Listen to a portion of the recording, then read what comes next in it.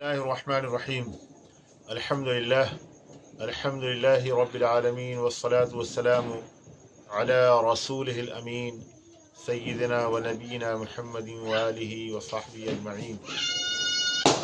अज़ीज़ान किरामी सामिईन बातमकीन, आज की ये मुख्तसर नशिस्त इजलास और सेशन इंशाअल्लाह दो उर्दू लफ्ज़ आहिन और आहंग इनके लिए वक्फ रहेगी। इसमें दो लफ्ज़ों की साख्त, बाफ्त, अस्ल और एटमोलॉजी को बयान किया जाएगा। लफ्ज़ आहिन के माना लोहे के हैं। फ़ारसी लफ्ज़ है, फ़ारसी नज़ाद है, पर्शियन भाषा का शब्द है।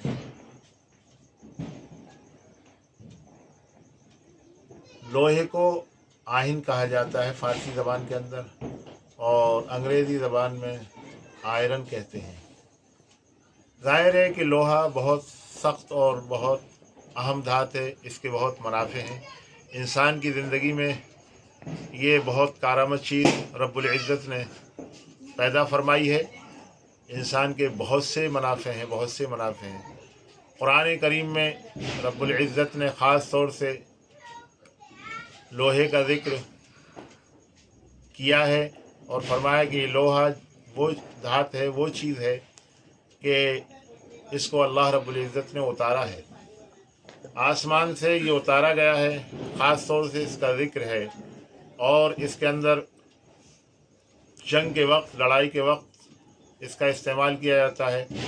और इसी तरीक़े से बहुत सारी मसलहतें हैं, बहुत सारे फ़वाइद हैं, लोगों के इसमें मुज़मर हैं। ख़ुसूसन किसी ज़माने में इससे लड़ाई और जंग जो मुहारिब और सिपाही के लिए, फ़ौजी के लिए ज़रा बख्तर बनाई जाती थी, जिसको आर्मर कहते हैं, ARMOUR। आर्मर जो होती थी वो लिबास होता था जंग के वक्त फ़ौजी और मुहारिब जंगजू शख्स उसको इस्तेमाल करता था ताकि गनीम और दुश्मन का वार उस पर असर न कर सके, जिसको आज के वक्त में हम बुलेट प्रूफ कह सकते हैं, यानी गोली का उस पर कोई असर नहीं होता। ये हमें मालूम है, अक्सर व बेशतर हम में से जानते हैं कि ज़रा बख्तर हज़रत दाऊद अलैहिस्सलातु व तस्लीम का मौजिज़ा था और पेशा था। आप अलैहिस्सलातु व सलाम यानी दाऊद अलैहिस्सलातु व तस्लीम, अल्लाह रब्बुल इज़्ज़त ने लोहे को उनके हाथ में मोम कर दिया था। जिस तरह मोम पिघलने वाली चीज़ है और उससे इंसान जो है जिस तरह की चाहता है मोमबत्तियाँ बना लेता है और जिस शक्ल में चाहता है, जिस शेप में चाहता है उसको ढाल लेता है। इसी तरीके से अल्लाह रब्बुल इज़्ज़त ने अपनी कुदरत कामिला से हज़रत दाऊद अलैहिस्सलाम के लिए मौजिज़ा अता फरमाया था कि वो लोहा उनके हाथ में पिघल जाता था, मोम की तरह हो जाता था, और आप जो है उससे फ़ौजी का लिबास यानी ज़रा बख्तर बनाते थे, जिसको आर्मर कहते हैं। बहरहाल इस लफ्ज़ के दो हिस्से हैं, दो पार्ट हैं, दो सिलेबल हैं, आह और नेस्त। मुराद ये है कि आह का जैसे असर होता है, क्राई ऑफ पेन, आह जो होती है, जो रंजो गम और मुसीबत के वक्त जो आह निकलती है, उसका एक असर होता है, दूसरों के दिलों पर उसका असर होता है और वो दूसरों के दिलों को अपनी तरफ माइल करती है, मजज़ूब करती है, खींचती है। तो एक तो लफ्ज़ आ है, दूसरे नेस्त का नून इसके अंदर ले लिया गया है, यानी आह नहीं है। मतलब ये आह का असर नहीं होता। मतलब ये है कि लोहा ऐसी संगीन धात है कि इस पर जो है ना कोई मामूली चीज़ असर नहीं करती। आप इसको पीटोगे तो आसानी से ये जो है ना टूटेगा नहीं, कितना भी पीटो, बहुत सख्त से सख्त जो है ना तरीक़े से इसकी पिटाई करो और ज़रब लगाओ या इसको किसी चीज़ पर मारो, यानी लोहे को आप जो है ना कोई चीज़ लोहे में मारें तो लोहा उसका असर कबूल नहीं करता। इसी तरीके से लोहे को किसी चीज़ पर मारो तब भी उस शय का इस पर असर नहीं होता। यानी आप चाहे इसे ज़ारिब बनाएं या मज़रूब, यानी इसके ज़रिए किसी पर मारें, इसकी मार मारें या इस पर किसी चीज़ की मार मारें, लोहे पर इसका असर नहीं होता। इसीलिए ये लफ्ज़ जो है बना है आह नहीं, यानी आह के यानी असर को, ये दूसरे के असर को कबूल नहीं करता। मतलब ये है कि ये ज़ख्मी नहीं होता, टूटता नहीं, शिकस्त को, रेख्त को कबूल नहीं करता। यानी ये बहुत संगीन धात है, बहुत सख्त धात है, बहुत मजबूत धात है।